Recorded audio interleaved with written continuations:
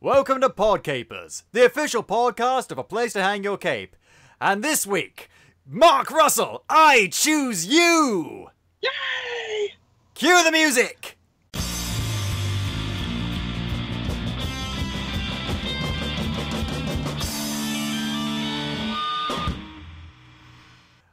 Hello there, Capers, and welcome to Podcapers, the official podcast of A Place to Hang Your Cape. My name is Scott James Merridew, and this is the show where we talk about various geek and nerdy related topics, and are joined each week by a very special different guest. Now, you know our guest, you love our guest, it's my friend, my compatriot, the Chewbacca to my Han Solo, it's Mark Russell, ladies and gentlemen. I'm not that hairy. Yes, you are, Mark. Yes, you are. And you may be wondering what the whole I choose him is all about that I did at the start of the episode. And no, I'm not asking Mark to move in with me. I'm not asking him to marry me or anything like that. He wishes. No, we're talking about Pokemon. Yay! Because, Mark, a bit of an anniversary is coming up this year for Pokemon, isn't it? Yeah, you could say it's an anime-versary. We could, but we won't, because that's a stupid thing to say! I am the master of puns, and you shall pay me, or you shall be punished. Oh, no. The new version of the Punisher. Oh, I'm just imagining like a supervillain. The Punisher! Oh my god, the Punisher? No, the Pun-isher. I slay my enemies with deadly puns. You're gonna die. You're gonna be dead, that's why I've got the skull and crossbones on my chest. Or I'm a pirate. Even though, yeah, I like someone like some villain was confronted by the Punisher. He's like, a skull and crossbones. Are you a pirate? Bang. No. But yeah, we're getting off track already. We're getting off. When do we not? When do we not get off track? Absolutely. So, yeah. So, how long have Pokemon been around for, Mark? Well, the video games have been around since 1996, so last year they turned 20, and this year the anime has turned 20. Oh, yes, the beloved anime that we were all obsessed with when we were kids. Well, I'm still obsessed with it, but in a more adult, critical eye than I was sitting in front of the TV, losing my eyesight. Yeah. I'm wondering about the thematic overtones of James from Team Rocket having boobs. Yeah, being very undeniably gay, even though I ship him with Jesse. But never mind. I was always hoping him and Meowth would get together, but that's just me. No. I'm a Sikh puppy. No, but so yeah, it's 20 years. Oh my god, that's so weird. So god, yeah, that's. I mean, it's been around, and of course, the anime is still ongoing. Yes, it's still going on. It's Ash is still a 10-year-old kid. He's still after 20 years. I'm still following him. I should have given up probably like everyone else like 5 years ago or 10 years ago, but I'm still here. I'm still watching it, more or less. I'm still here. I'm still here. Oh dear. You know that song? I probably do. I just can't remember it from my mum's the music expert in the family. It's from Treasure Planet. Oh yes, love Treasure Planet, but we're not here to talk about your We did it. We did. We talked about. We're here to talk about another mouse. We're here to talk about another mouse. Yeah, we're here to talk about fucking Pikachu. Yeah, god damn it. So 20 years of the anime. I stopped watching it basically after the Orange Islands. Like, I don't care about that Gen 2 bullshit. I didn't even like the fact that Pokemon Go is Gen 2 now. Because everywhere I go, it's those fucking snuffly, furry pig things. Oh, Swinub. Swinub, exactly. Everywhere I go. And all I want is to get enough candy for my Scyther. That's all I want. But no, I have to walk everywhere, and it's just a whole thing. Maybe you should stick to the proper games. I did. Oh god, I don't know if we talked about this at some point. We may have done, but when I was a kid, I still have somewhere around my old Game Boy Color and Pokemon Yellow. But when I was a kid, the only Pokemon game I played was Pokemon Silver. Again, Gen 2, weird, but still. But problem is, I got it on a school trip to France, and I thought that I would be able to change the language in the options. I was wrong. It was in French. It was in French. I tell you what, though, I got pretty far. I got fairly far through the game. I don't know exactly, but maybe like halfway, a third of the way through. But then I wasn't able to progress any further because every time I tried to go past this guy, he demanded something, I don't know, and then kept on saying hop hop. Like, where's the button to hop? I don't know. Speak English, you fucking French Pokemon trainer. I don't know what you want from me. And so I couldn't progress any further in the game. Oh dear. The thing they actually done, which Pokemon X and Y is ironically set in a country based on France. So you could have got there and they've been speaking English. Oh no, yeah, oh, God, no. I don't play any of the games anymore. They're still going. The thing with the games is they basically like it's a bunch of new Pokemon, a new map, and that's basically it. You're a new character each and every time. Maybe there's a few new bad guys, like there's variations on Team Rocket. Yeah, but you don't really. Basically, yeah, and I mean the show.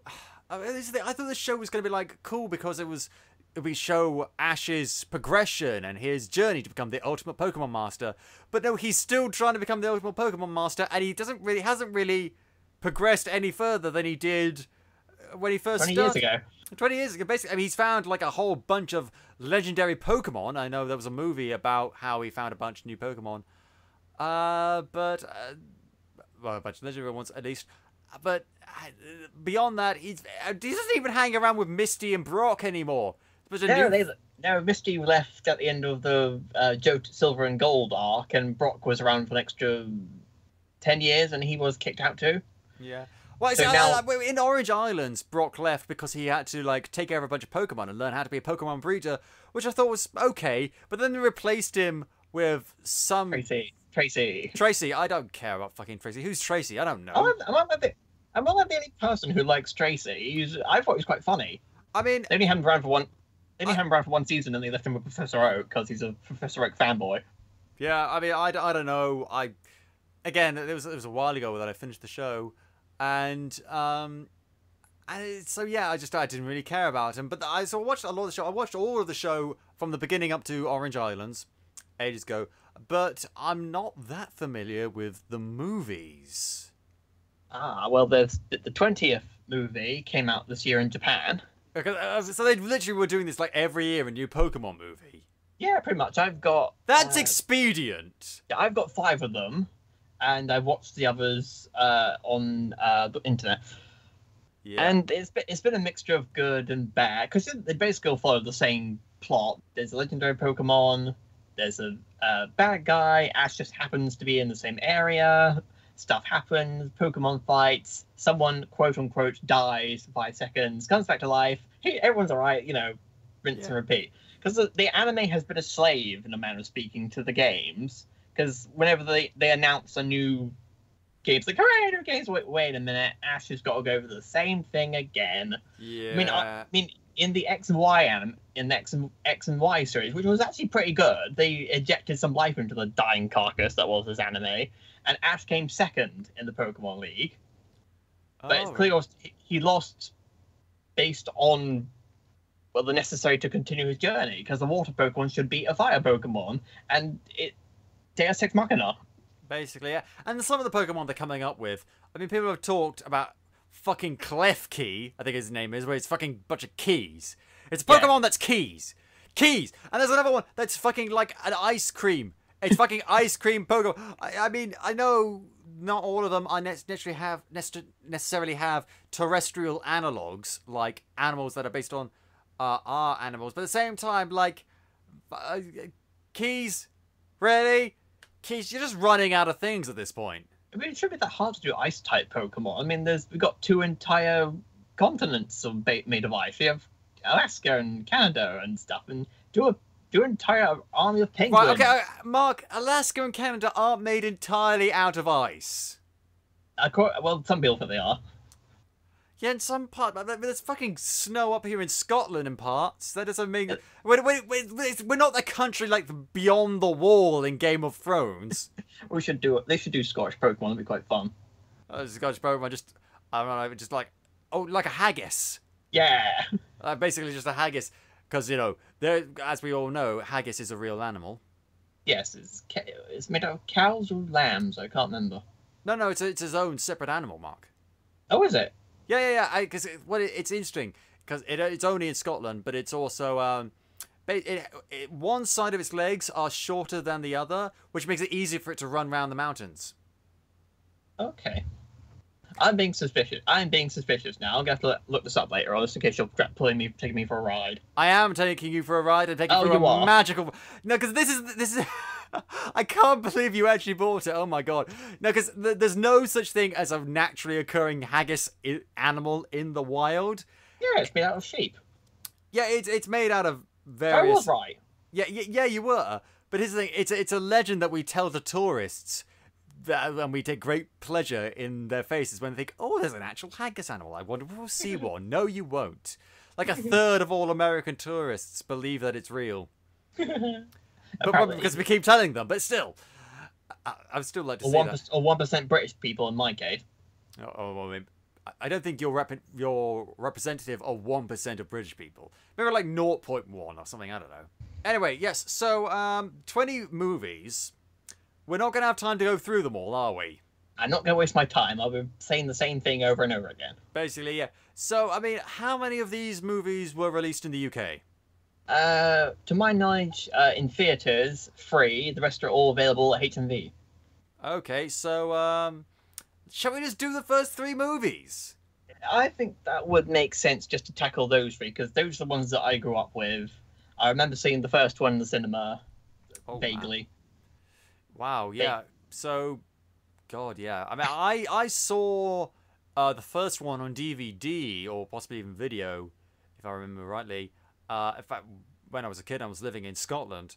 So, yeah. And that's the only one I've seen. Well, you're lucky. I mean, I think you'd like the second and third one, but beyond that, apart from, I know, the 8th one, the 9th one, you know... They're good, but the rest are all repetitive. I mean, I imagine there's sort of like the Star Trek movies where, you know, like there's more than the Star Trek movies, thinking about it. Oh my god. There's more Pokemon movies than there are Star Trek movies.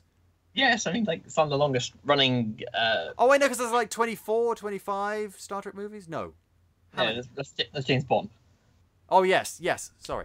But still, that's still quite impressive. I think there were 20. I don't know. So shall we just get started? Yes, let's get started, shall we? So, Pokemon, the first movie. Yeah, right away, that seems a little bit of a egotistical marketing ploy, doesn't it? The first movie. No, I think it's because the other movies had come out in Japan, so they knew they were going to make more. Well, from what I read, the movie was actually going to be a epilogue to the anime. They're only going to do it does sort of tie into it, because there's a scene in one of the later versions of like the first season of the anime where they go back to Viridian City, meet Giovanni and all that lot, but also they see like Cyborg Mewtwo with all that stuff on him. I just hope that because the Digimon movie, Mark. Oh god. The American release of that was slightly how would you put it? Well, let's just say this. I love Digimon as much as I love Pokemon. In some cases, possibly more. Oh. Actually, it does a better story. Them's fighting words. Them's awesome words. The movie is... it's 3 movies, all separate, smashed into one. And the end result, I still find it hilarious. But it's poorly made. Yeah, and so I think just calling the first Pokemon movie the first Pokemon movie... I think we can forgive that. Yeah, okay. We can probably forgive that. Yeah. I'll let them off that. Yeah. When did this one come out? 1999, I think I saw it. 2000, because it came out in Japan in 98. Yeah. We got the anime a year later, so probably around 99, 2000. I was about 8 or 9 when I saw it. Yeah. Yeah. I might have been a bit younger. Thinking about it, because I definitely remember watching it in Scotland, and I was 2000 was when I was 8, so I don't know. Damn my rusty childhood memories. I don't remember what the first time I saw in the cinema was. I find that a bit disheartening. I don't remember. Yeah, I can't remember. Yeah. But anyway, enough about that memory lane. So the first movie, Basically, the plot of the story is that Mewtwo has decided that Pokemon should just, like, fuck off and do their own thing. So he invites a bunch of... He's got a really weird and roundabout plan. Yeah, because there's like a 20-minute backstory at the start of the film, which there's two versions of it. Because I heard there were multiple cuts of the film. Yeah, because it was done by 4Kids, who we all know are the masters of... used to do a lot of censorship back in their glory days, if you will. Oh, yeah. Were they the ones that did the... were they the ones that did the censorship on the 1990 Spider-Man cartoon? No, that was someone else. 4Kids only did anime dubs. Oh, okay, right. Yeah, so there's the two versions of the backstory. There's the Japanese version, and there's the American version. In the Japanese version, it's explained that Mewtwo was genetically created from the DNA of Mew, who was the first Pokemon to exist before stupid Arceus came along, who's the god of all things, the giant My Little Pony reindeer thingy. And can I just say, Mew is fucking adorable. Yes, that is agreed. It's very... Mew! Mew! He's so cute! I want him! Fuck Pikachu, this is the cutest Pokemon. I have a Mew. I was given a Mew, like how during my Pokemon Diamond and Pearl days. Oh so my I've God. got a Mew. I've got a Mew. I never caught Mewtwo. I tried to catch him in Pokemon X, but I couldn't beat him. Oh wow. So the bloke who was creating Mewtwo, Giovanni. so Mewtwo is basically created by a scientist who works at Giovanni of Team Rocket, but the scientist has a bigger goal in mind. Mewtwo is basically just an experiment to create a clone of his dead daughter. And I don't remember that from the movie. Exactly, because it was in the English dub. And there's this big scene, this kind of heartwarming scene where baby Mewtwo is hanging out with the clone of the daughter, and then she dies, because she's a failure. Because apparently she's a failure when Mewtwo succeeded. Okay, so I cloned a Pokemon. Therefore, the exact same process should work on a fucking human being. I don't know. Maybe it's because of Mew's DNA or something like that. Mewtwo's psychic powers. Who knows? Who knows? I don't know. So yeah, that's cut from the English version because I assume 4Kids thought that was too terrifying. Not that killing Ash halfway through the movie is not terrifying. Oh God, we'll get to that. You know. So then Mewtwo's like, Mewtwo decides I don't want to be a secret experiment, so I'll blow up the lab, kill the humans in it. Because that's not totally... Which is in the English dub. Which is an English dub. So yeah, making a daughter... Cloning... Because this was the 90s. Cloning was all the big boo-hurrah about it, wasn't it? So maybe they... Again, that was in the 90s Spider-Man cartoon a lot. Yeah. Oh God. The clone saga. Yeah, so Giovanni comes along and says, I shall help you to focus your powers to make you invincible. Puts Mewtwo in his cool get-up armor, if you will. Yeah. And Mewtwo doesn't know his purpose in life. Like, why am I here? Then Giovanni, being an idiot that he is, says, you are created by me to be my slave. And Mewtwo's like, nope, none of that. So then he's like, really? You created a powerful psychic Pokemon, told him he was your slave, and are surprised when things go tits up. Yeah, it's ridiculous. So then Mewtwo's like, I will create my own purpose in this world. And for some reason, because Mewtwo, I think, is a very sympathetic character, but they put in this dumb plot thing, I will conquer the world with a storm and replace all of Pokemon and humanity with my army of clone Pokemon. So it's which like conveniently have different colorings and markings than the regular Pokemon. Yeah, so he's kind of like a Malcolm X type character in a way, like kind of like Magneto in some way. Yeah, like Magneto a bit, yes. Not a lot like Malcolm X. I don't remember Malcolm X going on big cloning rampages. No, but Magneto is often compared to Malcolm X to the equivalent of Xavier and stuff, you know what I mean? Yeah, that makes a bit more sense. Okay. Yeah, so Mewtwo creates this cool-looking Tim Burton-style island and makes a lab, clones Pokemon. This is where we get Ash, Misty, and Brock over. I know, because before that, he, for some reason, recruits Nurse Joy. Yeah, he kidnaps her and brainwashes her to dress like Florence Nightingale. And Why? I don't know. He sends out Princess Leia-type holograms inviting all these people to come to his island. By no means dodgy. He has Dragonite as a mailman. I don't really get that. Oh, yeah. Did you just hire the Dragonite? I mean... Because Dragonite's basically like this one-of-a-kind Pokemon in the early episodes with the Lighthouse. You remember that one? I'm not going to remember individual episodes. Okay. Go watch them. They're on Netflix. Go watch them on there. And, why is Dragonite a mailman? It's like supposed to be this legendary, mythical, one-of-a-kind Pokemon that no one's ever seen, and Mewtwo's hired him as a postman. Wow. It's like, yeah. It's Dragonite. Why is Ash going gaga over Dragonite? Yeah. This little hologram of Nurse Joy ripping off Fritz's lair. Basically, yeah. Yeah, so it's time to go, let's go on this stupid storm, Zoe will drown. And there's this really weird scene before that where Officer Jenny and the harbour manager are saying, you can't go, no, crazy storm outside. And then the harbour man just goes into this weird, I can't really describe it. She talks about this weird equivalent of the Great Flood, saying that basically it's just to explain why all the tears of the Pokemon can resurrect Ash from the dead at the end of the movie. And I don't really understand why they put it in. Probably just, I don't get it. I don't understand why they made Team Rocket talk like Vikings. Oh, I love that bit. You want to trust maybe? We take you, yeah. The Vikings used a big wave. You get into an island faster than you can say Farvignugan. Yeah. I remember. Why aren't there more Vikings around? They mostly come from Minnesota. Oh, God. They're in a fictional land. There is no Minnesota. There is no America. We're not going to get that joke, are we? Because we're British. We don't know anything about, I assume it's an American football joke.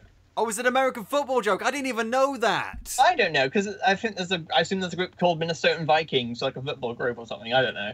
I assume that there were just a lot of people that had Viking heritage living in Minnesota. I didn't know. I don't know, weird. So they all get to the island after much drama. Mewtwo shows up, it's like, ha ha ha, I'm going to clone all your Pokemon because I'm angsty and stuff. Love me, I'm fat, love me. But basically, yeah, with Team Rocket in tow. Yeah, Team Rocket are there. They fought. I think my favourite scene of the whole movie is when Team Rocket go into Mewtwo's cloning lab and it looks like something out of what's his name? The guy who did the alien H.R. Geiger. Yeah, that guy. It looks amazing. It's like the big cloning machine looks like a giant ammonite shell. Oh yeah. And Meowth gets cloned. Oh. It looks like it's giving birth. And when the Pokemon come out of the clone machine, it looks like they're giving birth. So it's quite disturbing. It was a very well animated scene.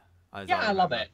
And they got like Team Rocket do their thing, but they're like, oh, it's this Pokemon. Oh, it's this Pokemon. Huh? Yeah, Who's that Pokemon? They get it wrong half the time. Yeah. Because they have a bit where one of the characters mistakes as Pidgeot for Pidgeotto. Team Rocket mistake a Cypher for an Alakazam. How they got that wrong, I don't know. One's a Psychic-type Pokemon, the other one's a Bug-type Pokemon. For God's sake! They probably were doing this for like a year and a half at this time. Did they just get it wrong? They don't have a Pokedex. I know, but I think the writers of the scripts would get this right. They've been doing this stuff for like a year and a half now. In the timeline of stuff, anyway. Yeah. Are you sure Mewtwo isn't creating a storm where you live? Possibly. Maybe Mewtwo knows I'm here. Yeah.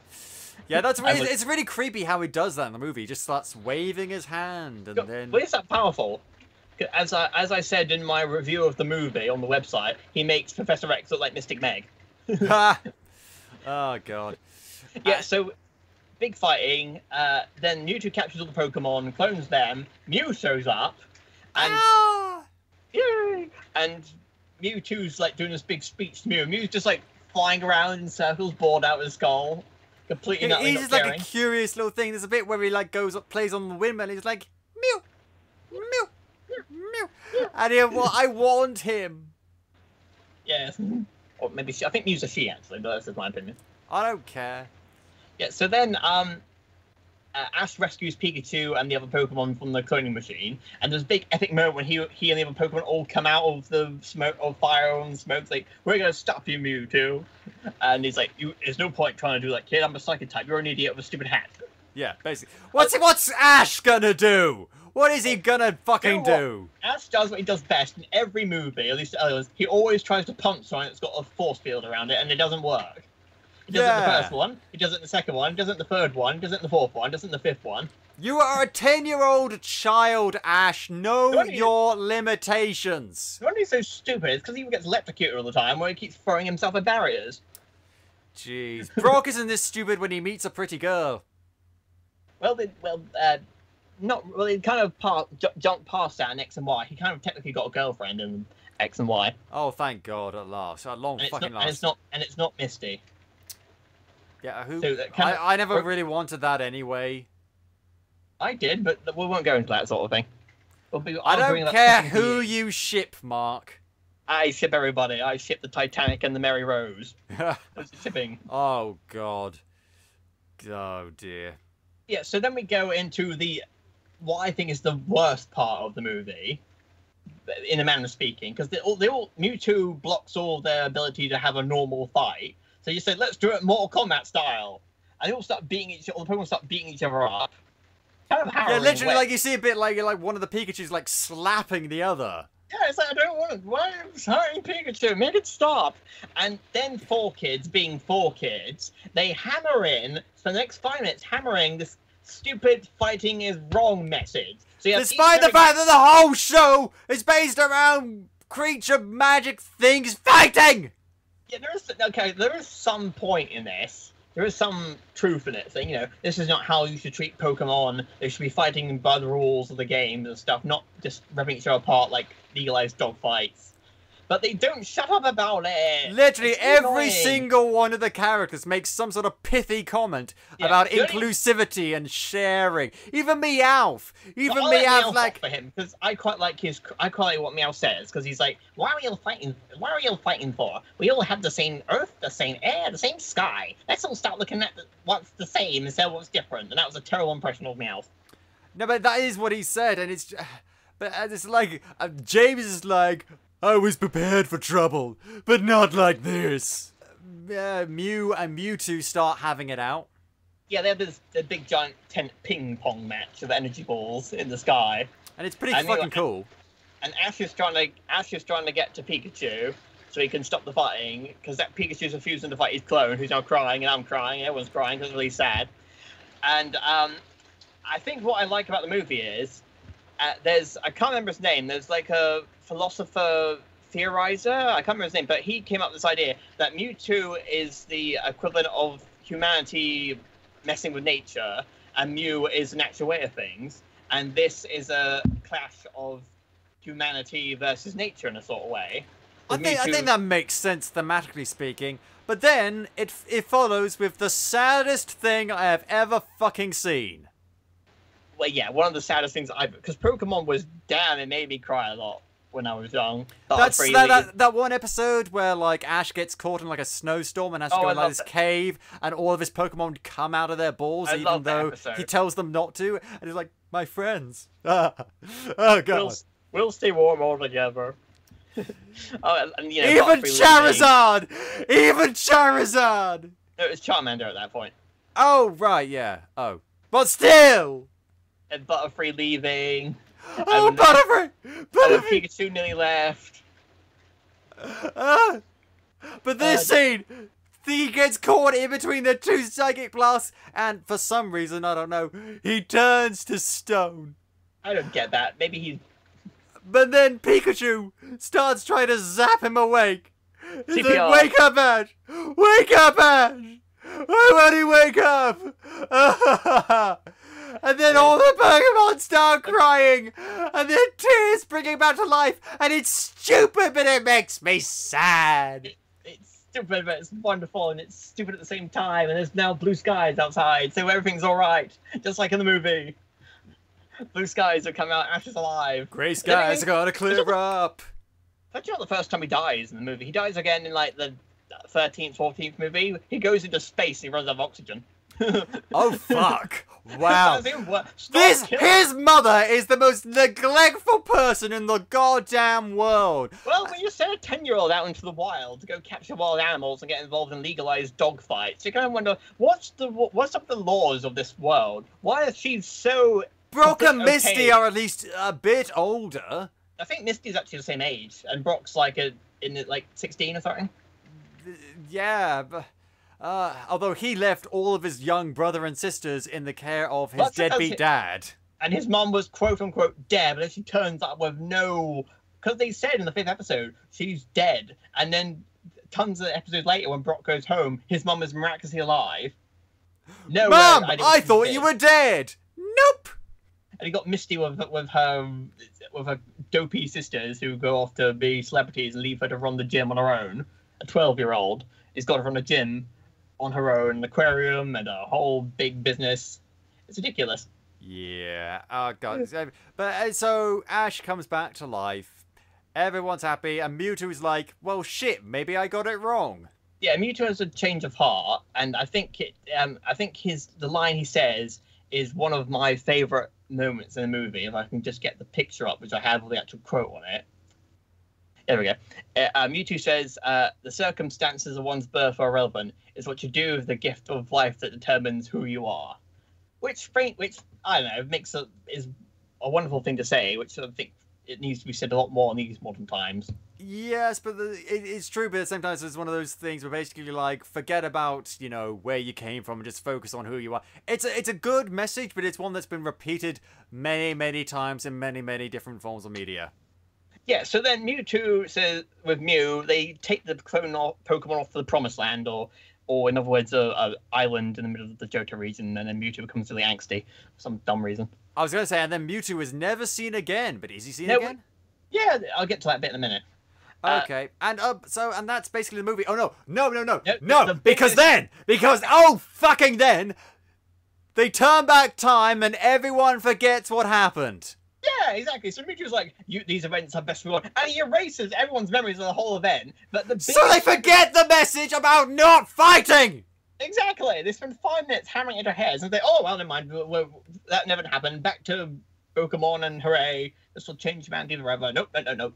Just back to doing whatever Ash does, cross-dressing and stuff. Basically, yeah. And so it's, and it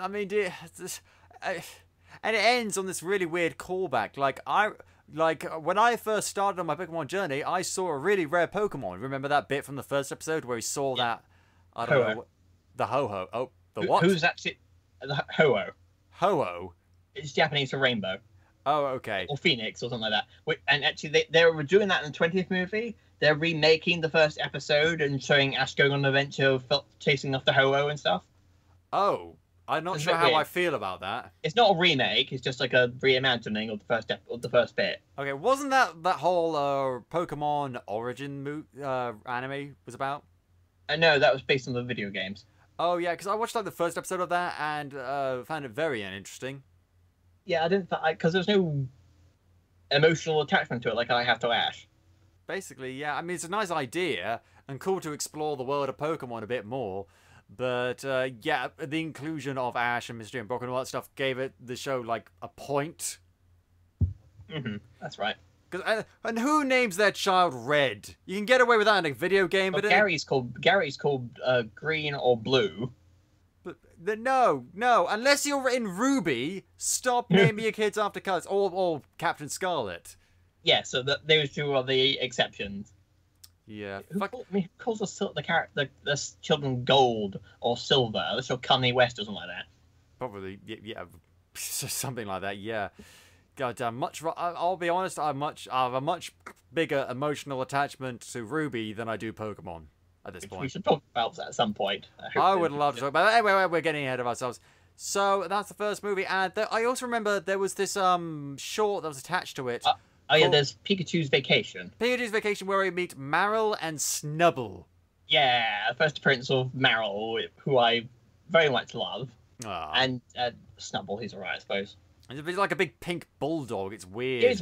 Yeah, a fairy type. Why is he a fairy type? He's a bulldog. Oh, a furry type. Oh, I see. Okay. No, fairy, not furry. Fairy. Oh, I thought. I misunderstood. I'm so sorry. A fairy. No. Wait, he's a fairy type? No, his before he's a normal type. His classification is fairy Pokemon. Why? I don't know if they changed that or not. I can't remember. Is that because he's pink? Is that it? Probably. Because 20 years to make Clefairy an actual fairy, and Snubbull gets the classification fairy. Jigglypuff isn't a fairy type? Or... No, she's a fairy type now.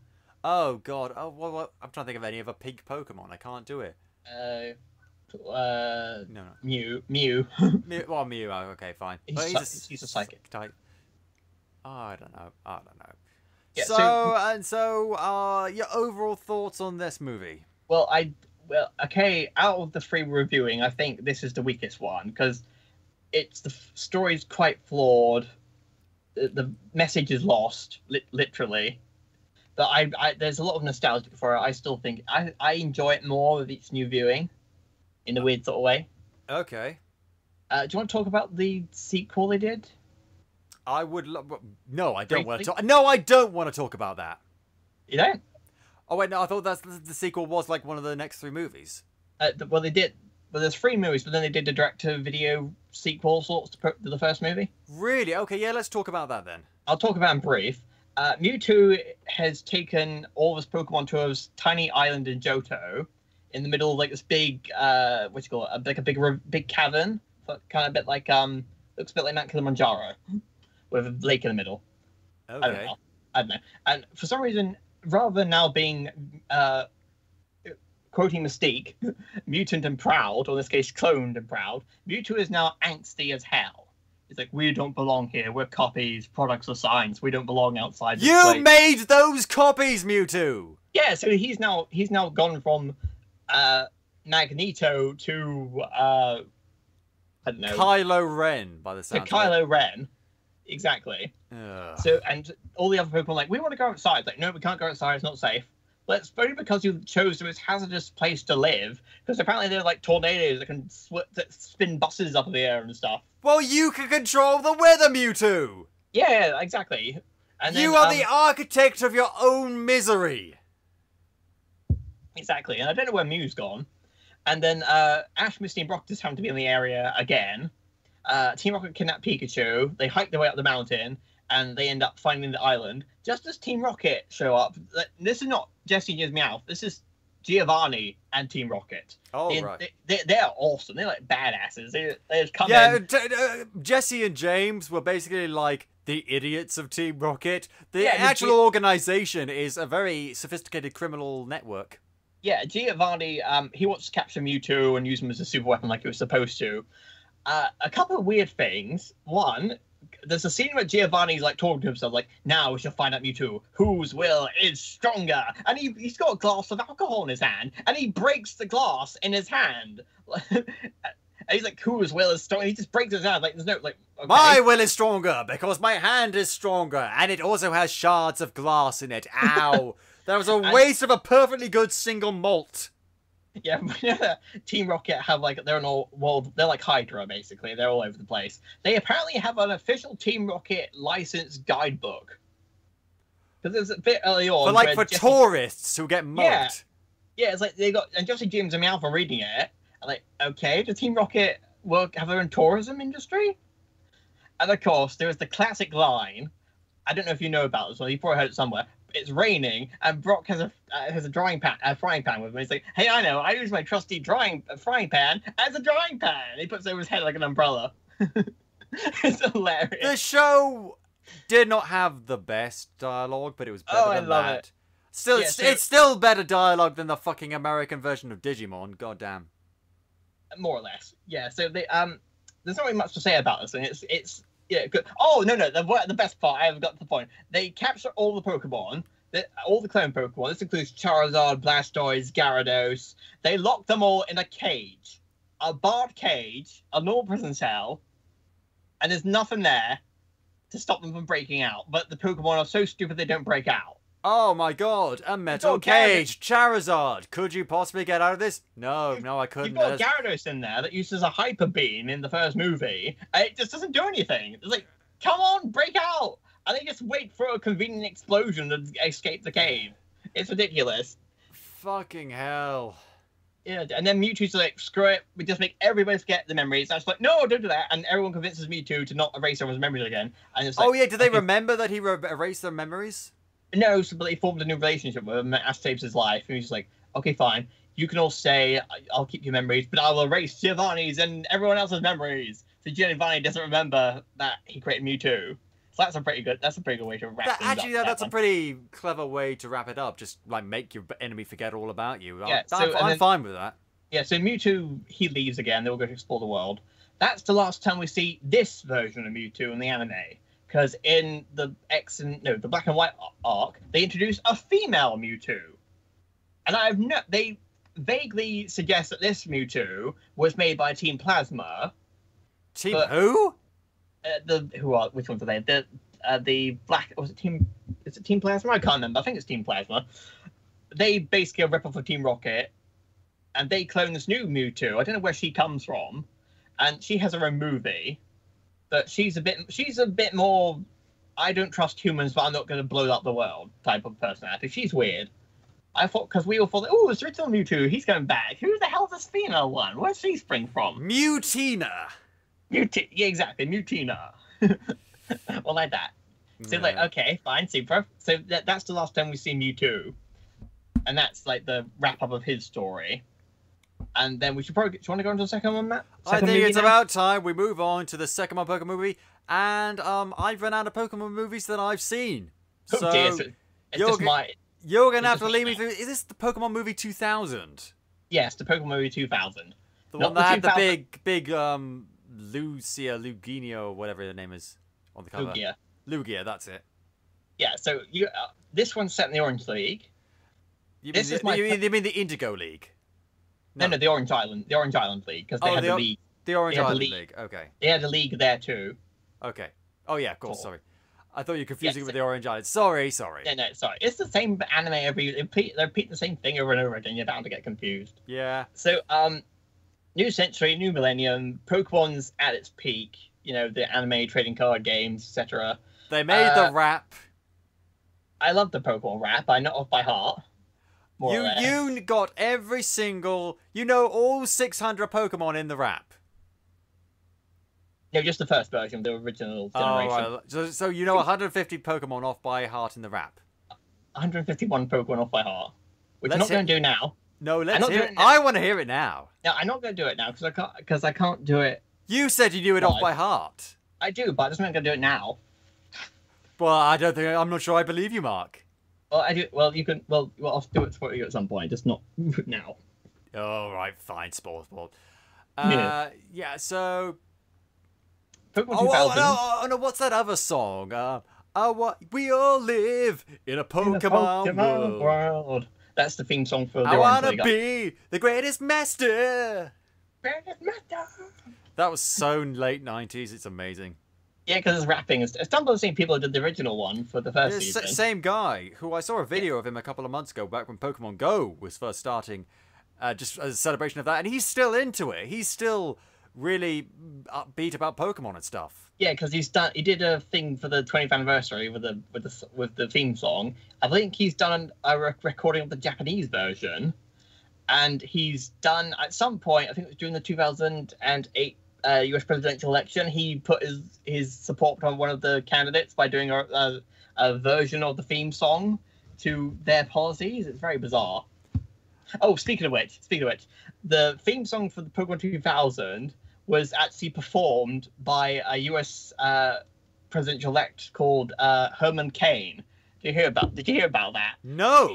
He thought he was doing some sort of old gospel song that is actually the theme song for the Pokemon 2000 movie.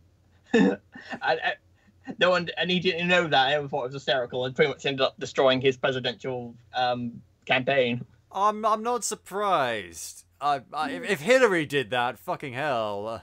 Well, things would have. Yeah, I'm just imagining like the guy's version. Who did he back in the presidential election? I think it was a Democrat or possibly. I can't remember. Was it? Because maybe it was Bernie. Because it's like Bernie is the very best, like no president ever was. It might have been Ron Paul. I can't remember. Ron Paul is the very best. You could do it with anyone. Hillary is the very best. Trump is. I can't do it. I can't do it. I thought I could, but the words caught in my throat. Yeah. So, Pokemon 2000, in my personal opinion, is my favorite. Ooh. The story's better than the first movie, but I think it's sometimes which isn't saying much. Yeah, it's like the equivalent of a disaster movie. Okay. Except with giant flying elemental birds and stuff. So yeah, I still have the VCR copy somewhere. Oh wow. But okay, I've now got treasured Blu-ray. Family heirloom that it is. Yeah, well, in my opinion, it is.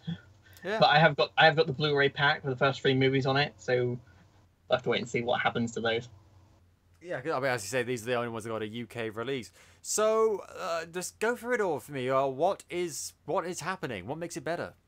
What makes it better is the story is a bit more epic. It has a more interesting flow. It's more interesting. It doesn't have the story mentally is not all that as thought-provoking as the first one. But it's basically a thought-provoking in massive air quotes. In massive air quotes, in your opinion. Yeah. The bad guy's a bloke called Lawrence. That's literally his name. Lawrence? That's his name. We know nothing about him. He's an eccentric collector who flies around this big giant Ferris wheel. Hi, I'm Lawrence. I'm your bad guy for this evening. Are you intimidated by my name? He's very nice. He's actually quite courteous and stuff. Oh, right. He's just basically an eccentric who comes across this ancient legend of the Shamuti Island in the middle of Orange Islands. It's treated as sort of like the property cliche, but it's not, in a manner of speaking, because it's just an old legend. He thinks it's like this is an ancient prophecy. I will exploit it to capture Lugia. So basically, he decides to screw over the climate to capture Moltres, Zapdos, Articuno, and Lugia, who for some reason keep the balance of the climate of the world in order. Don't ask me what. I don't get it. This is a world with fucking talking living keys. Yes, so, exactly. You can do anything. This is not the weirdest idea Pokemon have ever had.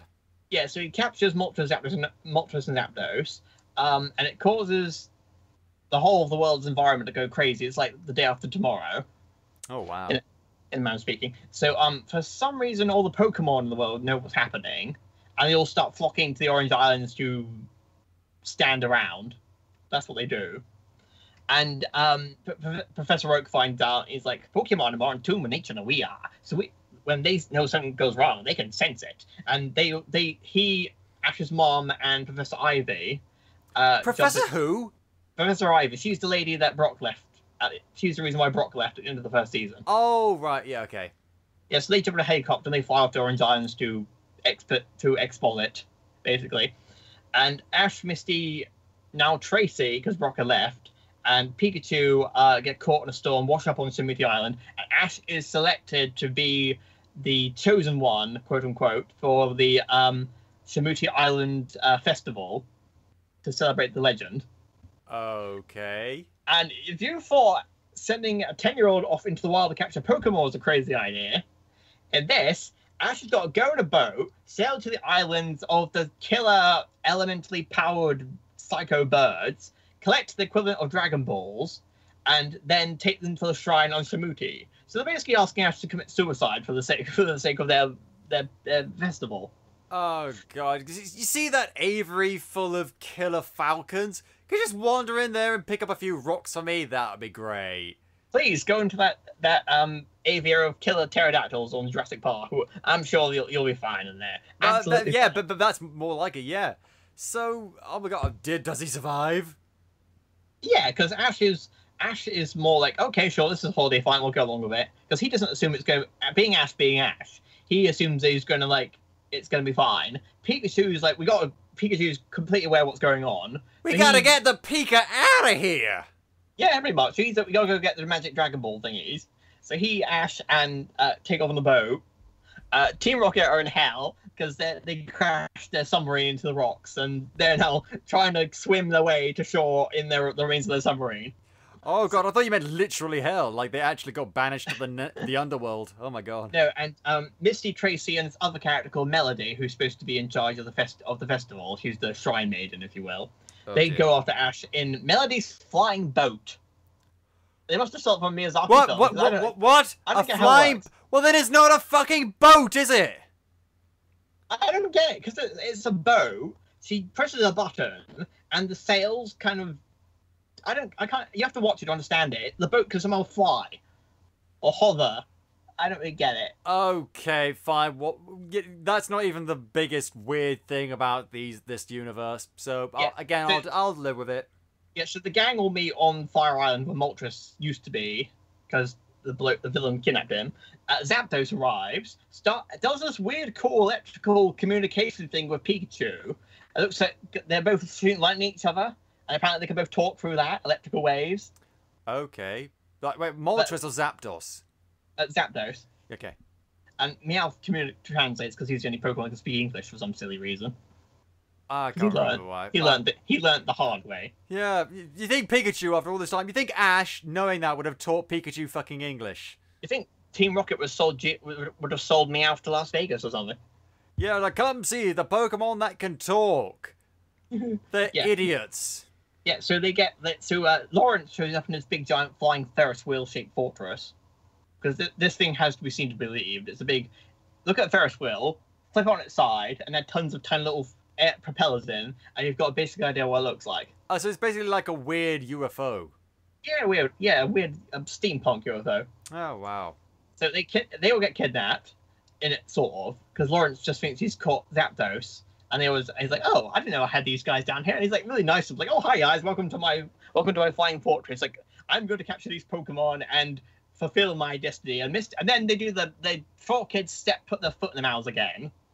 And Misty's like, you can't do that to Pokemon. It's like collecting dolls or stamps. What kind of trainer are you? And Lawrence is like, I'm not a trainer. I'm merely a collector. Because what's the difference? What is Misty cheering this guy out for? Well, yeah, because she does the same thing.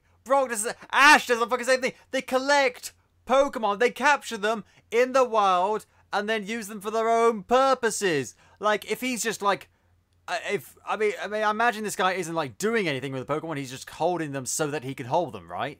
We put them in cages, so. Yeah, so I mean, they don't do that. So that's what they should be focusing on.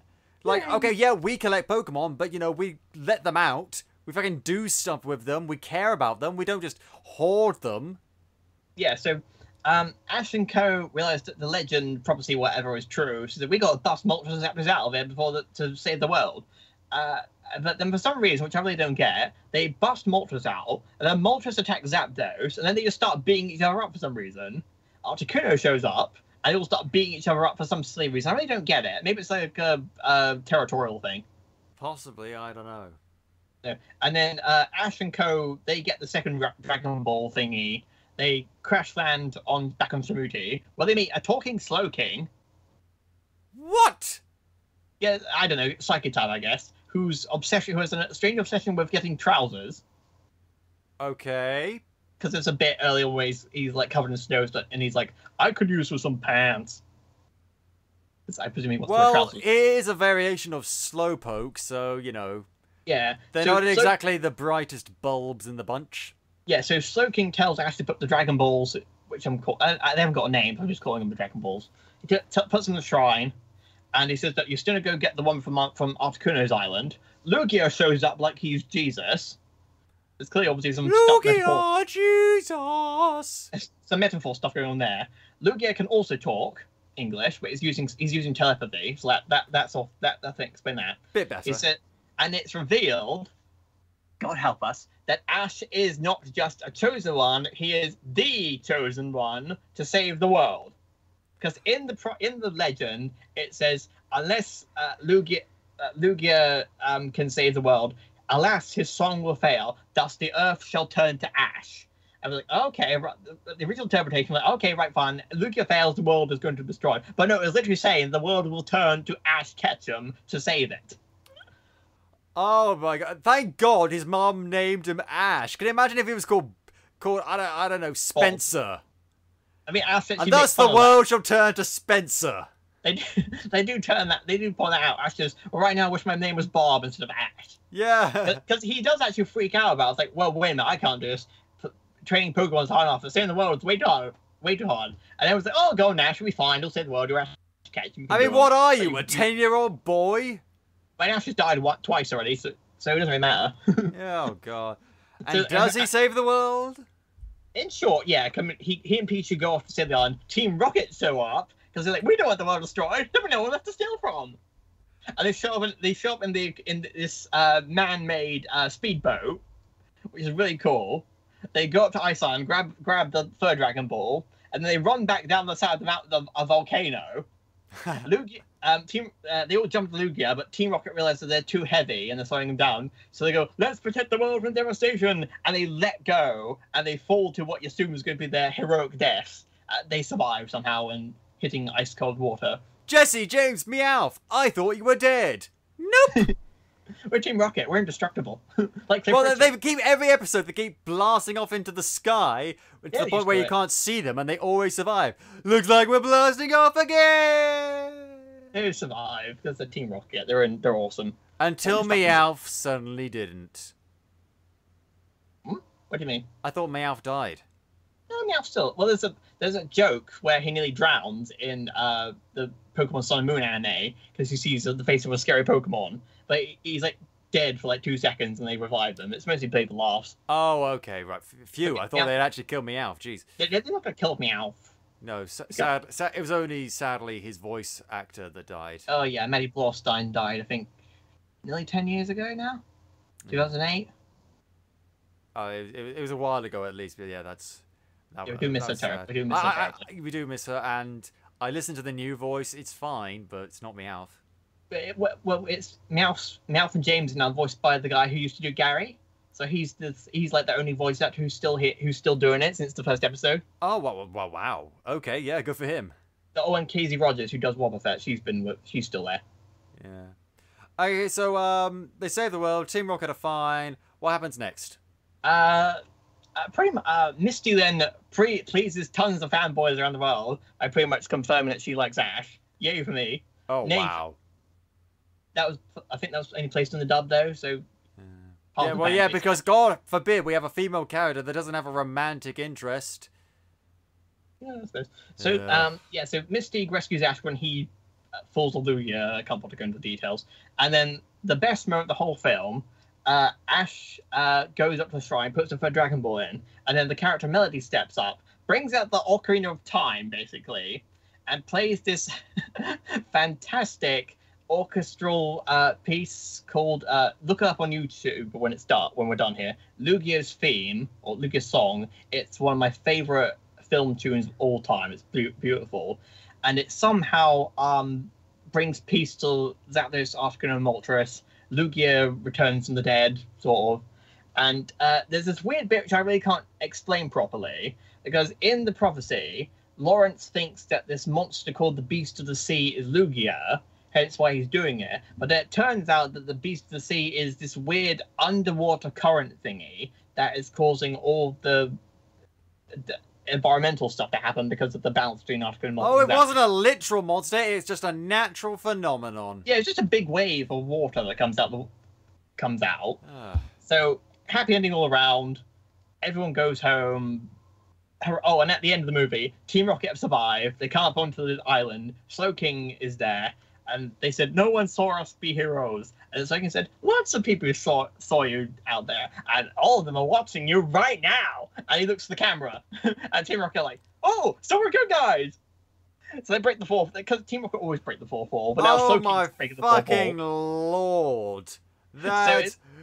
yeah, people are watching you. They're watching you right now. At homes and in cinemas.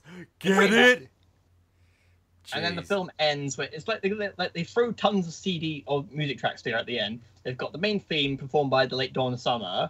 They've got a Pokemon song by Weird Al Yankovic, and then Westlife do Flying Without Wings at the end. Wow, Westlife did a Pokemon song. Oh god. Sort of, because they could just connect because it's all flying. Oh, so it was just on there. Yeah, so I think Pokemon 2000 is better than the first one. Honestly, it sounds stupid, but it sounds better. You should I think you should watch it. I think you would enjoy it on a silly disaster film type level. I mean, the prophecy thing is a load of nonsense. It makes no sense at all. They try to do this right up convoluted story. It backfires, and they butcher the message of the film, which is the power of one. Begins the power of love, a force from above. Yeah, the power of one, not the power of love. Oh. It's like the power of one. And it's like you can do stuff on your own if you have faith and stuff. But there's this bit halfway through where Ash asks why all the Pokemon that came from across the world to stand there and do nothing. He asks why they're there. I think it's like, oh, they're just here because they're here. One person can save the world, but I can't understand. It's basically saying, oh, they're here because they're here. Why are they here? Because they are. Because and they I was like, what can I do that no one else can? It's like the journey for one Pokemon can mean I can't know what he says. He a bunch of metaphorical, philosophical bullshit. Yeah, pretty much. But if you think you think the metaphorical stuff is here, wait till you get the third movie. That is thousands of wonderful Silent Hill style metaphors there. Oh god, well let's get on with it then. What's the third movie about? No. The third one is a masterpiece. I'm not saying that ironically or sarcastically. I think it is amazing. You think it's a genuinely good movie? I think it's a genuinely good movie because I was nuts about the first and second movie. I didn't even know there was a second generation of Pokemon when I got this movie. It's like, who is that? Who are these new people? Who are these new Pokemon? Well, where are we? Fuck is this crocodile bullshit? Yeah, it's like, who are these new Pokemon? Are they new Pokemon? I didn't know that because I must have missed Gold and Silver coming out at some point. So, the basic way I can describe this is how Linkara, Jiwario, and Suede from Channel Awesome did reviews of the first 5 movies. Oh yeah. And Linkara compared this movie to the equivalent of Silent Hill. Okay. Do you know what Silent Hill is? That's the atmospheric horror video game series. Yeah, which is basically based about psychological stuff. And a guy with a fucking weird triangle head. Pyramid head. Okay. Yeah, so this is basically the equivalent of Silent Hill, which I could agree with somewhat. Everyone says it's rubbish, but they're all idiots. The critics are, in this case, idiots. Oh, okay. So you're the only one in all the world that knows better. Fine, they're non-Pokemon fans. Okay. So, I think it's pretty interesting. My review is a bit longer than normal because I did this all stupid psychoanalysis of the characters and stuff. But, basically, the story is about the villain of the piece is a little girl called Molly. Beware! First we get Lawrence, then we get fucking Molly. Oh, you think Lawrence was scary? Well, beware the killer eyes of Molly. And she's not really a bad guy. She's more of a sympathetic. She's a very sympathetic character. I think she's really well written and stuff. So she's the antagonist, basically. Yeah, an anti-villain. Okay. She's what's the name of the? She's like Baby Doll from Batman. Oh, yeah, I know. Except she is a little girl and not a woman with physical issues. Physical issues. You know what I mean. I don't know what you mean. Yeah. She's got a very lonely life. She's a lonely little rich girl. Her mother has disappeared, and her father studies the unknown. Yeah, he studies the unknown. What are you studying, Dad? The unknown. Well, surely if you study it, then you'll know it. Then it will no longer be the unknown. Shut up and go to bed. Do you know do you know which ones the unknown are? No, oh, those little black things with the eyes. Yeah, the alphabet ones. Oh yeah, those. I was. What the hell are those? Well, they're the unknown, but still. Yeah. So her father is pretty much researching them to find out what happened to her mother because in this version of the plot she disappeared because of the unknown. Don't ask me why. He goes and looks at them. He disappears as well, and so Molly's left all alone in the world. And he brought home like a box that had little puzzle pieces that had pictures of the unknown on them. She cries on them, and kind of like magic Scrabble set, and it somehow summons the unknown from their freaky hell dimension. And I assume they don't talk or anything. You just assume that the unknown take pity on Molly for kidnapping her father. Well, they can't just plop him back into existence. I don't know, but instead these Lovecraftian creatures basically tap into her mind and bring her dreams and her thoughts and fears to reality. So her house becomes basically a giant Barbie set. She boards herself in this big house, no one there, and then the unknown creates Entei. Which one's Entei? I don't know what Entei is. If you look him up, you'll know what it looks like. He's like this big lion dog thing. Oh yeah, with the gold bits and the white bits and the red bits. Yeah. Who is the equivalent of her father, because, again, I don't know why they can't just plop her real father back into existence. Okay, so we can't bring back your actual dad, but here's a big, massive dog. Big dog lion thingy to replace him. And I think Entei's a really fascinating character because he has been designed to serve Molly as a substitute father, and he does exactly what she wants. He will obey her regardless of the consequences of the morals because he wants to be that good of a father to her. So in short, you've got a little traumatized little girl, Lovecraftian monsters who are playing out her PTSD in real life, and Entei, who is her substitute father, who is devoted to her and will do whatever she wants. Wow, that is a weird, messed up childhood. Yeah, I think it's great because they're really interesting characters. I watched like 500 times, so my view on it is a bit different. So the castle starts changing the environment as well, so it kind of turns into like Rainbow Road from Mario. Okay. It doesn't seem to hurt people. It just seems to eat all the buildings and trees and stuff. So Ash, Misty, Brock naturally turn up. Team Rocket are there too. They decide to go help. Guess who shows up? Professor Oak and Ash's mother are here to help because it turns out that both Ash and his mother knew Molly's family when they were younger. Oh, okay. So I thought that was like, oh, okay, that's interesting. That's an interesting connection. All right, fair enough. Then Molly is watching Ash. Ash just happens to be on the news at the time. Molly's watching him. She says to Entei, "Papa, I want a mama too. I think you can tell where this is going." They kidnap Brock and make him wear a dress. No, they don't kidnap Brock. They kidnap Ash's mom. Oh, okay. That makes more sense. Entei actually brainwashes her first to making her devoted to Molly like he is to her, kidnaps her, and then takes her back to Molly's house. So Ash's mom is brain dead for a little while. Ash is not allowed to go save her because it's too dangerous. He just says to hell of it. He, Misty, and Brock will sneak out with Professor Oak talking to them on this watch thingy. Team Rocket tends to be floating by as well, get into a big argument about grammar.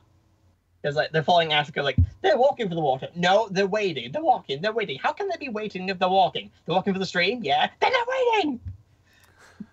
And then they're waiting. Okay. And then Entei pops on the roof, shoots them out in the sky with a fireball, and then blows up their hot air balloon.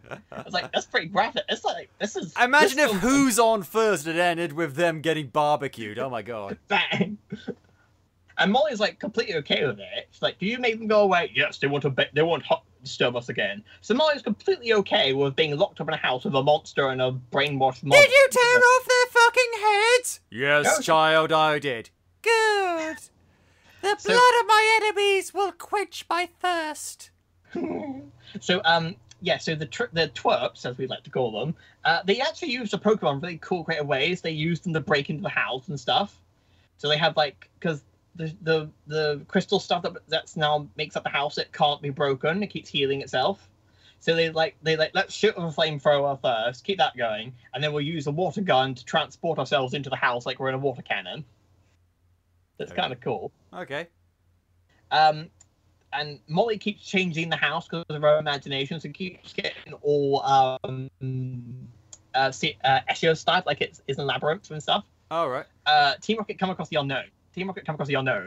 James delivers another classic line because he's like, "I haven't seen this many strange letters since the last time I placed a personal ad."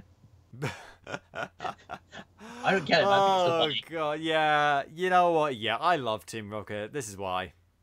We do love them dearly. Yeah. So Ash's mom snaps out of her hypnotite brainwashing stuff because she sees Ash and he falls down a waterfall. It's like, Ash, get down from there in a second. And she has to play it quiet because now Molly and Entei are a bit more like, okay, she's acting a bit weird. But she's really kind to Molly. Entei shoves off to go meet Ash and Co. It gets a bit weird here. Molly wishes that she could be a Pokemon trainer. So she falls asleep. A second version Molly has created. It's like a dream version. Her subconscious version. Then she transforms into a teenager. Age of Brock, a fully grown teenager, if you know what I mean. Oh no! So you can see her slightly.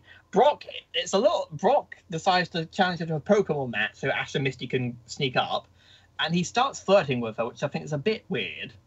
I mean, she's got the body of a teenager, but she's still got the mind of like a 10-year-old. Yeah, so it's a bit weird. Like, steady on, Brock. I know you like hitting every woman you see.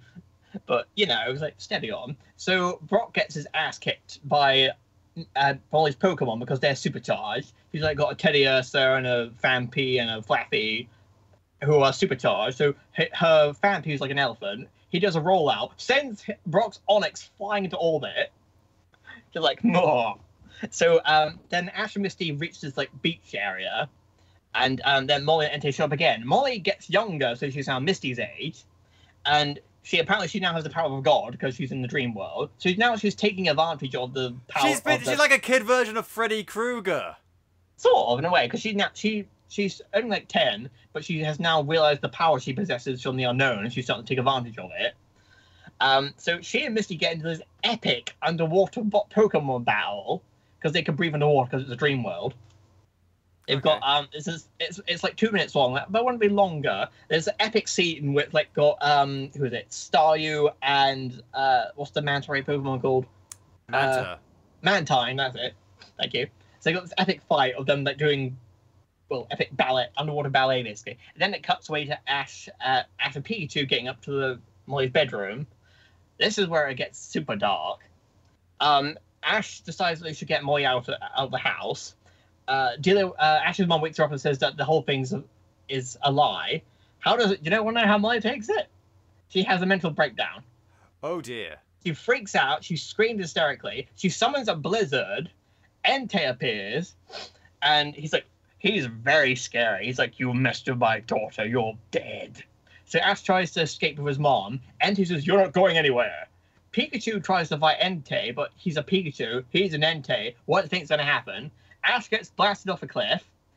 And guess who comes to the rescue? Santa? No, Charizard comes to the rescue. Oh, yay!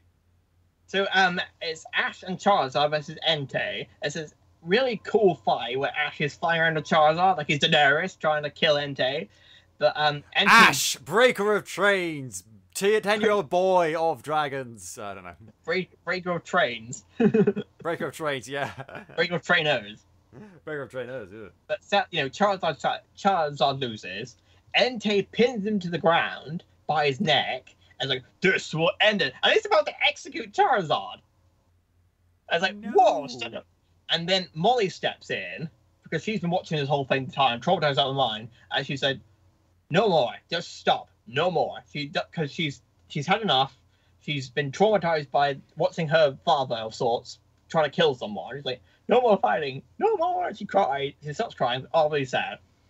And Ash, Misty, and Brock and Team Rocket convince her to go back to the real world, where she might be able to find her parents again. Molly decides to finally say yes, because I think it's a really charming moment. She's finally accepted that her dream world is nothing compared to reality, because she can't stay there forever. Entei is about to go, saying, "I was created to be your father who could protect you, but if you no longer require me, I must go." It's like, oh, Entei's going now. And then for some reason, the Unknown have conveniently lost power, in a manner of speaking. They've been channeling the psychic energy up for so long that they can no longer control it, because they're dealing with a 10-year-old, for God's sake. So now they're going to imprison everybody in the Castle of Forever out of their own control. Ash does his usual Ash thing and tries to headbutt the barrier, protecting them. Well done, Ash. I'm sure that'll work out spectacularly. And then Entei shows up in dramatic fashion. He's like, "Molly, I was happy and proud to be your father. The last thing I can do for you as your father is to help you escape this place. And like, if you believe in me, there is nothing I cannot do." And it's this really awesome moment where he's like, "Molly, help me!" And he's basically trying to slam his way through the force field. And they're about to kill her. And Molly's like, "You can do it, Entei!" And then Pikachu and Charizard come in. They all start lightning bolting and flamethrowing the damn force field. Entei's headbutting it. Ash, meanwhile, keeps kicking it off to the side. No, he's not. No, he's being stupid. Well, no, he's actually not being stupid for once. And he's like, "To hell with it. Go, pretty much, how pronounce it? Kamehameha blaster thing." Basically, yeah.